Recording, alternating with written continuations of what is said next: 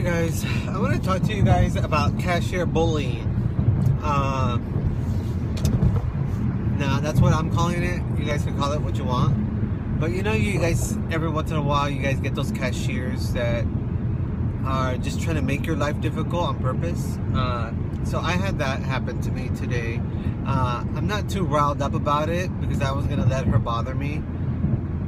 But as soon as, you know, I was in one lane and it seemed like it was getting, like they had two people in front of me, and then there was another lady that I ended up going to that her lane was completely empty. So I walked over and I just had a feeling as soon as I started putting my stuff down that she was going to give me a problem. And so I started putting my stuff down, and then she saw that I had coupons in my hand, and the very first thing she said is she saw that I had there's some Glade products that are on clearance right now over at Target that are $1.48. So you can get they're not holiday scents, but they're just like these blue bottles that they had at the store that I was at for 48 cents after the $1 manufacturer coupon that is currently on coupons.com right now. It's a high value coupon. So you can always get those. I also got some wax melts. I don't actually have a wax melt warmer, but I do want to purchase it because it's, you know, I've never had one, and I think for getting them for such a cheap price, I think it's worth trying them out. On that one, I did use, there's a $1.25 coupon off of 2 wax melts. So those came out to be a little bit more than, I think they came out to be like 65 cents or something like that. Maybe a little bit more. But she's trying to tell me right away, you know, when she saw me, she says that, oh, the coupons, you can't use them on clearance items. And I said, well, when did that happen? Because I've done that before. And she says, well, I tried that earlier and it beeped, it wouldn't go through. So she says, well, we could try it and see if it goes through.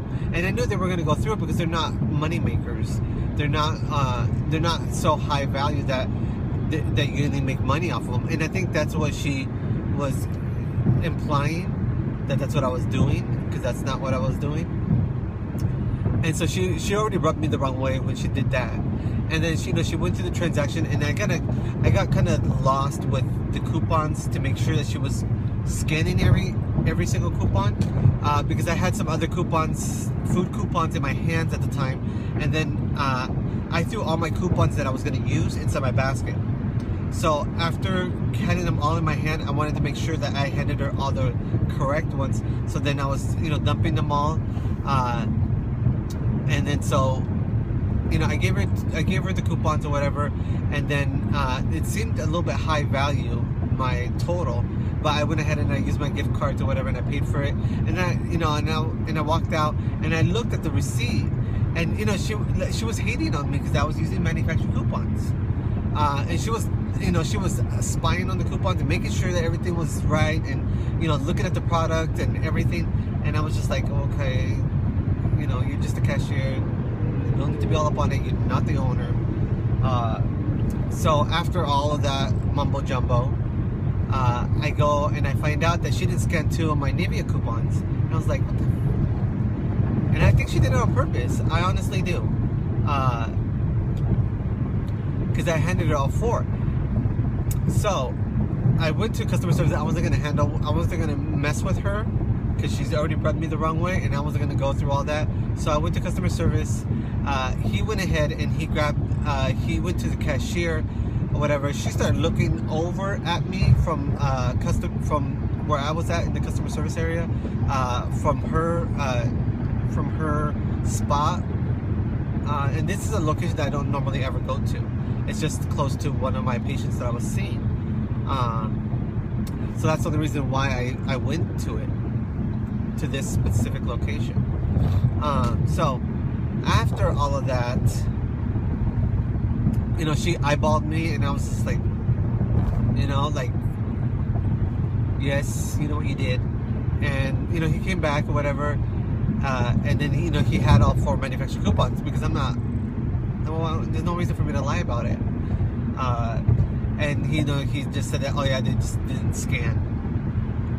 And that's bullshit. They just, not that they don't scan, because they would beep or they wouldn't go through. So I honestly do think that she purposely